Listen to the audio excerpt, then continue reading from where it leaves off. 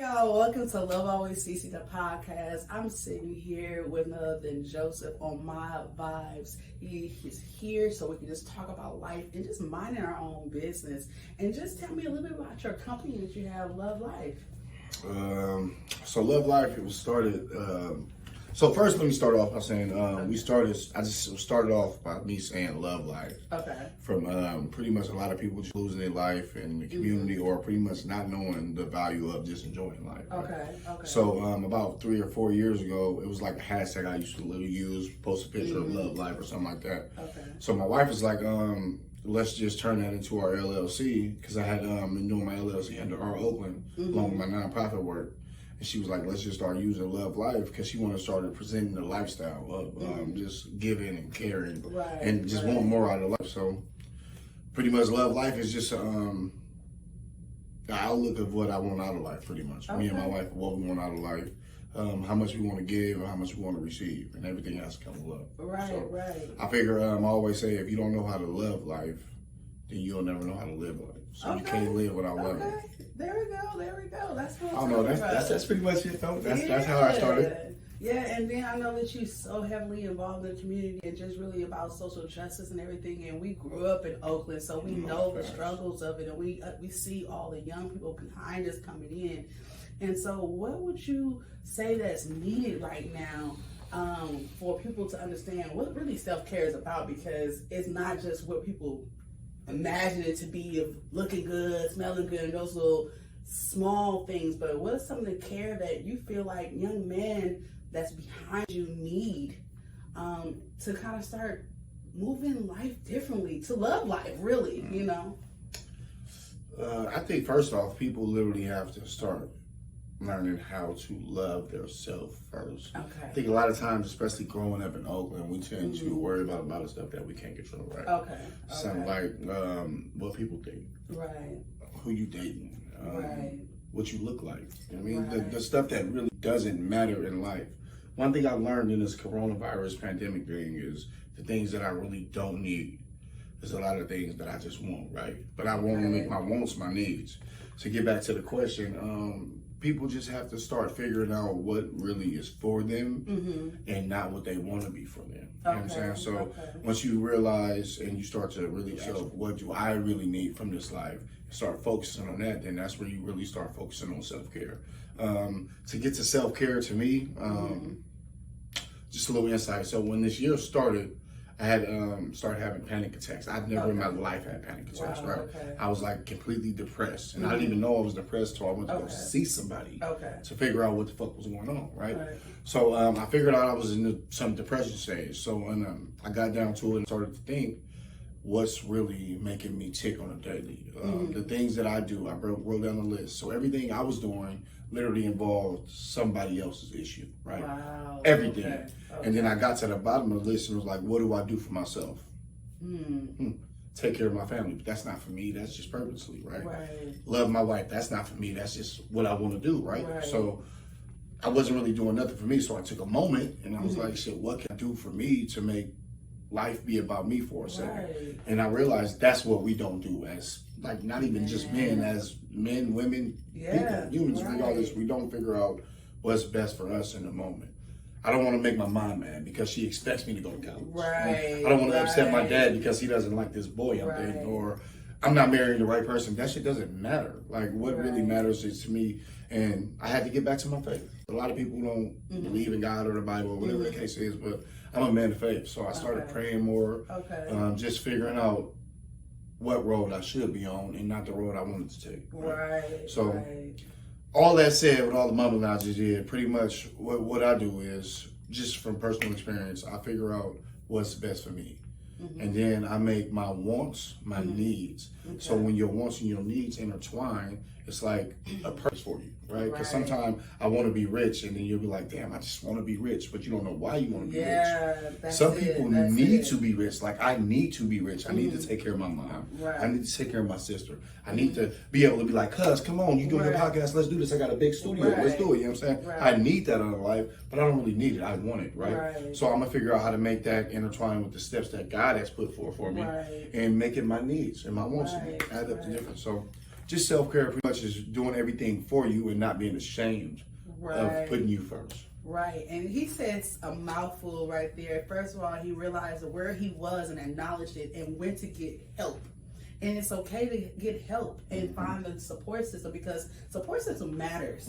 Your circle matters. And we grew up, I know as a woman, our first thing was to learn how to cook, to love everybody else. You know, first thing we got was a baby doll. You know, we sitting there trying to love on them, but it was like you said, it was not really just poured into the love yourself. And then you get to a point like, you know what, I'm doing this for everybody else. Don't get me wrong, it's good to love everybody. We mastered it. Yeah, exactly. You know, and we're at a point in our life when we realize, like, you know what, I haven't mastered loving me in the ways that I need. Gotta master how to be selfish. Man, and it's not a bad thing. Exactly. It's not a bad thing, because we know how to love everybody else. And we find it difficult to spend the quality time with ourselves. We be like, man, but did I do X, Y, and Z? Like, you be feeling almost guilty, and that's why I'm at the point where, you know what, I gotta mind my own business, because at the end of the day, everybody's gonna do what they need to do. You know what I mean? Exactly. And so what can you say that besides, you know, you said the pandemic and everything was going on, what something huge in that part of working through the different things you was battling that was like life-changing for you, that was like aha, like it was something that you had to be healed from or forgiving? What were some things that are really just like, you know what, it shifted you in a whole different perspective about yourself? I think in the growing modernization of the world, in our era, it was like, I say it's the golden era. People like to call it the golden era of the crack and the drugs. It's the golden era of technology and knowledge. Like a lot of the things that we did when we were growing up, we didn't want to do. Okay. I was doing that shit in the pandemic, and I was like, damn, I actually like to read. Like, I like to sit down and actually sit with my kids and have conversations, taking away all the technology and all that. And I think the essence of that happening to me really brought me to a space to where I had to start realizing like what really mattered. Like I said back in our previous conversation, things that mattered to me didn't really matter in the world. So it's like I'm going doing feedings for the less fortunate in the camps, and people in there are just enjoying life. Like it's an awkward feeling of like joy but sadness. Like, why are you so happy and you have it so bad? But like, do I really have it bad? Okay, I don't have a roof over my head, but everything else in life is falling into place for me. This dude told me, he was like, I'm still connected with my family that I just got reconnected with, right? He's like, I'm back in touch with my daughter. She's offered me to come stay with her, but I don't want to be a burden, so that's why I'm outside. I'm like, so you're choosing? He's like, I'm not choosing this. I'm choosing to try to better myself before I go into another situation and make them where I'm at instead of letting them elevate me, right? So I'm like, interesting. So you would rather let them elevate you than bring them down. That takes courage, right? But then I started to realize stuff like that, like, damn, man, it was just like an eye-opener, like, fuck, man, I got to do better. Like, it has to be more to my life.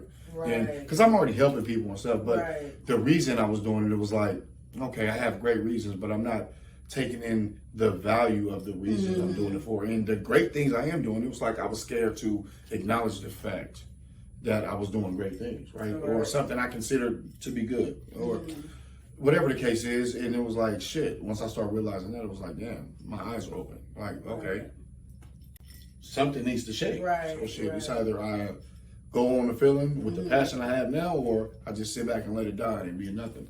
That's good. That's good. Because you start to learn different things, and people really have a way of brightening your perspective and shifting you. Like, you know what? It's not really what it's perceived to be. You know, and you get a new understanding. And so, for me, I wanted to just ask you how all these different changes of you working on yourself and just doing different things for self-care has shaped you as a father and a husband. I think it bettered me in ways I didn't even know I needed to be better at. Like just my patience. See, one thing about me and my wife here is like the exact opposite of people. Like she calm, cool, always collected, right? I'm snappy, I'm angry. Not so much angry, but I'm like, I'm aggressive. I have to explain myself because I'm the trauma I was holding in. It had me in a sheltered moment. Okay. Like, so I didn't really know how to respond elegantly. Okay. So where I can get my words out and you can understand what I'm saying. Right. So where it won't seem like I'm just angry. Self-care for me is just made me calmer, right? Okay. And to the point to where I'm a different kind of beast, I would say. I'm one of the nicest people. You can also be one of the biggest dicks you would meet, right? Okay. And that's where I was getting to. Me and my wife are like almost the exact opposite. She's always calm. She's always cool. And then I'm a snappy person to where I let my anger take over my knowledge of words. How I like to use, right? Okay. So self-care for me is giving me the vision to understand that everything doesn't need a reaction. Okay. Right. Also, what I've learned in the sessions I've been taking is life is seasons, right? So are the relationships we come across, right? Wow, yes. So what I try to do is hold on to relationships and make them lifelong partnerships or year-long partnerships when it was just a seasonal transaction of friendship, right? So I'm not letting you go for this season and keeping on to you for lifelong, and then it's affecting the trauma that I have inside because you hold me back from growing, right? So with the self-care, it allowed me to realize a lot of that. Like, you just hold on to a lot of bad anger and bad vibes, and you taking it in, you taking on trauma that you're not even building on yourself. And now I'm able to articulate the issue in my own mind instead of reacting on something I didn't have to react on. And it's just made it so easier for me to be a father, right? Just to explain to my girls, like, you young ladies out here, but you can't carry yourself like a young lady. You have to always be one step ahead of everybody, right? So you don't fall into the angle of, oh, I'm stepping on her, or you get mad at your friends for something you don't have to get mad at, right? Or jealousy or anger, whatever the case is, right? And it's making it easier for me to explain to my wife, just little things like standing in the glare and be like, babe, I love you. Like, instead of being afraid to do that because, oh, people will think I'm weaker. Growing up, like, it was weak to be vulnerable. Like, the best thing about going through what I went through is the acceptance of being vulnerable. Okay. You know what I'm saying? Being okay with being uncomfortable. Being comfortable with being uncomfortable. Right. I thought I was there, but I wasn't, right? So, I don't know, it's just, when you take care of yourself and you figure out self-care, it really helps self because you started off with self-care, right? Right. So, I don't know. I think it just helped me overall be a better man. Remember that you're supposed to open the door. Right. Like, you don't need to want to. Like, you should want to. You know what I'm saying? So, I don't know. It's okay to cry. It's okay to be vulnerable as men. You don't always have to be the hardest or the biggest gangster. It doesn't matter if somebody calls you a punk or a bitch, like, excuse my language, but it's like, you don't have to react on what people say because the only reason it affects you is because you're not secure with yourself. Right? When you're secure with yourself, then you're good. So that's the biggest thing self-care has given to me this last year. Right, that's good. Self-care is vulnerability, right? And we don't think that's why I say it's more than what you think. It's not the typical self-care that you get in your imagination. Don't put self-care into a box. There's so many different things, and it means different for everybody. And so your journey to it, to really to know yourself and to really discover who you are authentically without the trauma, without the walls, without the generation curses. We talk about all those different things. It's important to break that away and to really get to the root of who you are so you can show up better for everybody else. Joseph, thank you for coming. Thanks for having me, Joe. Look, Joe, it sounds crazy calling Joseph. This is cousin right here. Hey, what's crazy is people like this, like Joseph. Like Joseph, like you can't call me that. And that's not his name, but you know. But this is cuz. Like I always say cuz, so I'm trying to, be political correct right now. But anyway, thank y'all for tuning in to M.M.O.B Vibes. Y'all stay tuned in to Love Always Cece podcast. It's always a new episode every Monday. Peace. I can also be one of the